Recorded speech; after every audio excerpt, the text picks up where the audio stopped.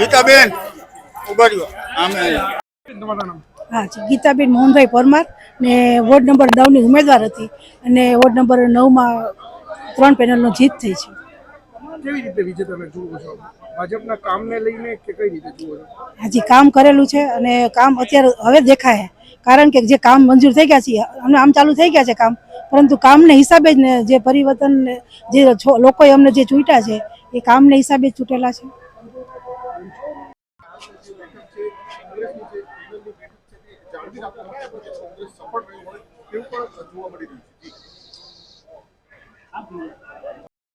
જે રીતે વાત કરવામાં આવે જુનાગઢ મહાનગરપાલિકાની ચૂંટણીની, તો આજે પરિણામ જાહેર થયા છે. અત્યારે પરિણામની કામગીરી ચાલુ છે. હાલમાં જ અત્યારે આપણી સાથે કોંગ્રેસના શહેર પ્રમુખ જોડાઈ ગયા છે.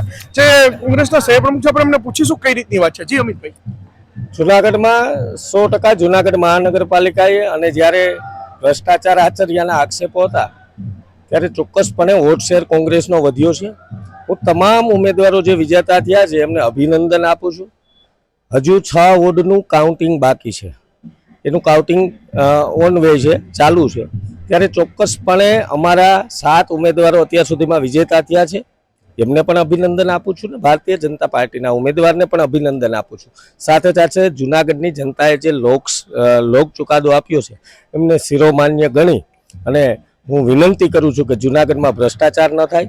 જુનાગઢ માટે વિરોધ પક્ષની ભૂમિકા પૂરી તાકાતથી લડાઈ કરીશ. આની પહેલા પણ મેં ખૂબ લડાઈ કરી છે, જુનાગઢની જનતા માટે કરી છે અને ચોક્કસપણે આવનારા દિવસોમાં પણ તાકાતથી મજબૂતાઈથી લડાઈ કરીશ. પણ જે રીતે વાત કરવામાં આવે કે જુનાગઢમાં જે ભાજપનો ગઢ કહેવાય તે 9 નંબર હતો, એમાંથી પાર્થ કોટેચારી ગયા.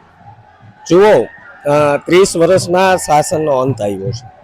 ગિરીશભાઈ મારા મોટા ભાઈ છે, વડીલ છે, શાસનમાં હતા અત્યાર સુધીમાં અને મૂળ એમનું ગોત્ર તો કોંગ્રેસ જ. પણ જ્યારે ભારતીય જનતા પાર્ટીથી જુનાગઢના લોકો એ કહેવાય ને ત્રસ્ત હતા અને એમના વિરોધનું વોટિંગ હતું. હજી હું તમને કહું, જુનાગઢની જનતામાં ઉમેદવારોની હાર જીત એકમતથી પણ થતી હોય છે, ત્યારે કોંગ્રેસનો વોટ શેર વધ્યો છે, ચોક્કસપણે વધ્યો છે. હાર જીત તો એકમતથી થાય, એકમતથી હારી પણ જવાય, એકમતથી જીતી પણ જવાય. પણ એ વિસ્તારની જે વાત કરીએ સમીકરણો છે કે અપક્ષના ઉમેદવાર જીત્યા છે અને બાકીની 3 સીટ તો કોંગ્રેસની આવી જ છે.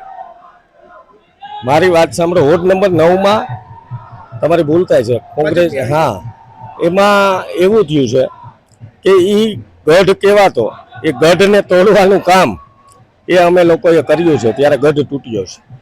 જે રીતે વાત કરીએ ક્યાંક મહેશગીરીનો જે વિવાદ હતો એને લઈને પણ ગિરીશભાઈના પરિણામ નડ્યું હોય એવું બની શકે. જુઓ, સાધુ સંતોના વિવાદમાં એમાં હું કાંઈ કોમેન્ટ કરવા નથી માંગતો. સંતો શિરોમાન્ય હોય છે, સનાતન ધર્મ.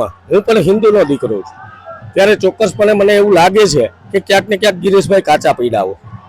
બીજી તરફ જે રીતે વાત કરીએ કે ગિરીશભાઈની પાસે ડેપ્યુટી મેયરનો 7 ટર્મ સુધી હોદ્દો રહેલો છે અને 7 ટર્મ સુધી કામગીરી કરેલી છે, છતાં પણ જે રીતે વાત કરીએ ગિરીશભાઈ 7 ટર્મ સુધી રહેલા છે અને 7 ટર્મ સુધી એને ડેપ્યુટી મેયરનો હોદ્દો ભોગવેલો છે, છતાં પણ એને રાજકારણ છોડવું પડે. તો અત્યારે શું લાગે છે, આગામી દિવસોમાં રાજકારણ છોડવું પડશે, શું થશે?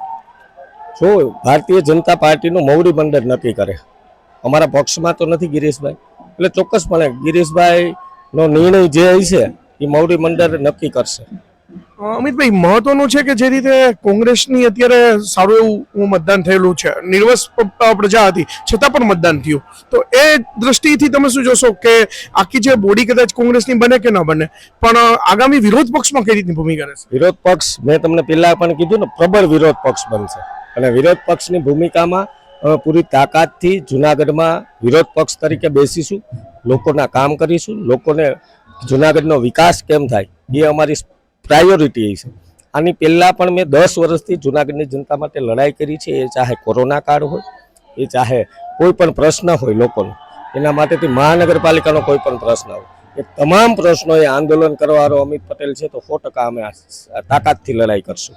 તો મિત્રો આ હતા જુનાગઢના શહેર કોંગ્રેસ પ્રમુખ અમિતભાઈ પટેલ અને એને જે વિગતો જણાવી એ મુજબ હાલમાં હજી 6 વોટના પરિણામ આવવાનું બાકી છે, પરંતુ ક્યાંક ને ક્યાંક એવું દૃશ્યમાન થઈ રહ્યું છે કે ભાજપની સામે વિરોધ પક્ષમાં કોંગ્રેસ 100% બેસશે. સાગર નિર્મલ, નિર્ભય ન્યૂઝ, જુનાગઢ. જે રીતે વાત કરવામાં આવે જુનાગઢની ચૂંટણીની, તો આપણી સાથે વ્યક્તિ જોડાને પૂછીએ કઈ રીતની વાત હતી. આપનું નામ અને કઈ રીતની વાત? મારું નામ અધ્રેમનભાઈ પંજા.